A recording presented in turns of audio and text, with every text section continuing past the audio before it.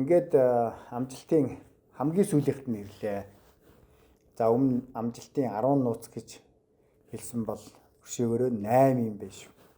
За ингээд 8 дахь нууц хамгийн чухлуудын нэг нь ер нь бол хамгийн чухал гэж хэлж болно. За энэ бол юу вэ гэвэл багш. Та маш их өндөр амжилтанд хүрье гэж бодож байгаа бол багшгүй бол ерөөсөө болохгүй. Явахгүй. Тэгэхээр багш нь бит бус хийж болно. За тэгэхээр багшд юу орох вэ гэвэл за бит гэдэг нь яах вэ гэвэл за яг битээрээ байдаг багш. Багш дотор юу хийж болох вэ? Коуч хийж болно, таны найз байж болно, аав ээж байж болно. Эсвэл хамгийн тусалдаг сайн хүн байж болно. За эсвэл бит бус гэдэг нь тийм үү?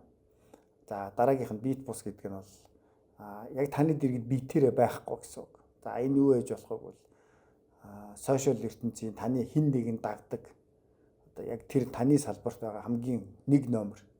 За Монгол хийж болно, гадаадд байж болно. Та тэрийг байнга ингээд дагдаг, дуурайдаг гэж болно. За эсвэл ном байж болно. Таны хамгийн шүтдэг, сонирхолтой ном байж болно, кино байж болно. За өшөө ингээд янз янзын юм байж болно. Тий. За тэгэхээр ерөөсөө л маш том амжилтанд хүрэхэд заавал таны дэргэд бит бусаар нэг тийм туслагч тийм үү. Эсвэл таны дуурайдаг юм заавал байх ёстой. Ингэжээс бид нэр том амжилтанд хүрэх. Ганцаар бол болохгүй. Ганцаар бол хүрэхгүй. Ер нь бол хүмүүсүүд ер нь ганцаар явчих гад байдаг. Ягаад гэвэл би л өөрөө болох чинь би л яа чинь гэдэг. Энэ нөгөө л нэг эго энэ дээр ил гарч ирээд байгаа. Тэгэхээр энийг сонгох хэрэгтэй. Хэрвээ бит гэх юм бол хамаа байхгүй тийм үү. Нэг газар очоо, нэг яагаад эсвэл нэг заавал нэг багшигаа олноо гэсэн. Тэгэхээр нэг сонио их чухал үг байдаг тийм үү.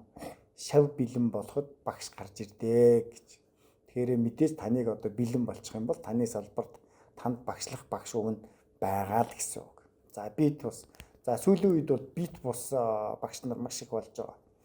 Яагаад гэвэл сошиал ертөнцийн хөгжсөн, AI хөгжсөн, хэмэл оюун ухаан хөгжсөн янз янзын шалтгаанаар яг заавал таны дэргэд биш. Танаас алс хол байж болно. За тэгээд бас янз янзын техникүүд их байгаа.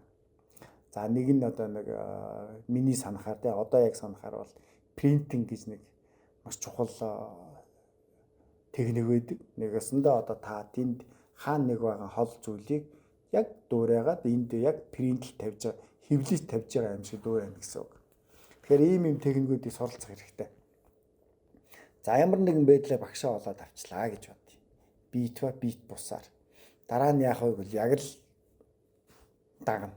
Тэр хүний үг таны хувьд бол юу вэ гэвэл яг л хууль байх ёстой. Таны багш ийшээ яв гэсэн бол та бол тийшээгээл тавих ёстой гэсэн.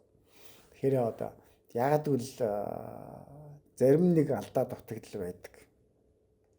Яг ингээд багш гээ тийм ба. За би энэ л зүйлийг хүчин дагна гэдэг. Тэгээд багш буюу таны дээр дагж байгаа хүнд бол илэрхий байгаа. Яг л тэр замаар явчихсан байгаа шүү дээ. Гэтэл та болохоор тэр нэгээр яг нэг цэг дээрээ тулчихсан байдаг. Яммааргүй санагддаг, эргэлздэг. Зарим бүр буцдаг, зарим нь бүр болдог тийм үү. Яг энэ үед л та тэр амжилт руу үнэхээр тэмүүлж байсан үгүй юу гэдгийг биднийг шүүдэг. Тэгэхээр хэрвээ та яг энэ цэгээрээ буцаж л байвал яах вэ? Та бол дахиад эхлэнэ л гэсэн. Тэгэхээр багш гэдэг юм их чухал. Үнэхээр юм чухал. Амжилтанд хүрэхэд бол за тэгээд түрүү хэлсэн тийм үү? Бит байж болно, бит бусаа байж болно гэж. Тэгэхээр аль нь ч байсан болно. Харин та нэг л зүйлийг сонгосон бол за шинэ би яг энэ номоор л явна гэж ерөөсөл ихсэн бол тэр номынхаа яг дагуу А Б-г л явах хэрэгтэй. Буцаж л болохгүй. За эсвэл энэ хүнийг дагнаа гэсэн бол тэр хүнийг тэр чигээрээ л дагах хэрэгтэй. Олон санаад оргож босдгүй гэдэг шиг л хэрвээ та эргэлзээл эхлэх юм бол багшд эргэлзээл эхлэх юм бол тэр бол таны зам биш вэ сайн гэсэн л. Тэгэхээр багш гэдэг зүйлд тийм үү? Багш гэж та сонгож авсан тэр зүйлдээ ямар ч эргэлзээ байхгүй л их гэсэн үг. Тэгжээж л бид нар хол явна. Тэгжээж бид нар юмд хүрнэ. Тэгэхгүй бол энэ амжилт тийм үү? За эхнээс нь зөмөрөө дурдъя. За эхлээд тууштай байхдаа зөмөрөө ярьсан. За та тууштай болсон. Юмд эргэлздэггүй болсон. За хоёр дахь нь бид нэр зорилгоо яг бусдын одоо сайн сайхны төлөө тавьсан. Тэгээд бидний үйлдэл яг маш их сайхан болсон. За гуравт нь юу вэ лээ? За ингээл цаашаа явна. За дэг байсан. Тэгээд сэтгэл зүйн тэнцвэр байсан гуравт нь. За та сэтгэл зүгөө тэнцвэртэй болсон. Ийшээж биш, тийшээж биш, сайнын сайн гэхгүй, мууг нь муу гэхгүй яг маш их тэнцвэртэй болсон. За дараагийнх нь 5 мэдрэх маш их чухал. Та сонсох, хүрэлцэх гэдэг 5 мэдрэх үгээ бүр ингээд яг тас хяндаг болсон. Хяндаг тийм үү. Тэрийгээ бүр ингээд ерөөсөө ийш тийш алхахгүй болсон. За дараагийн тэрний дараа чинь юу вэ дээ? Дэг байсан уу?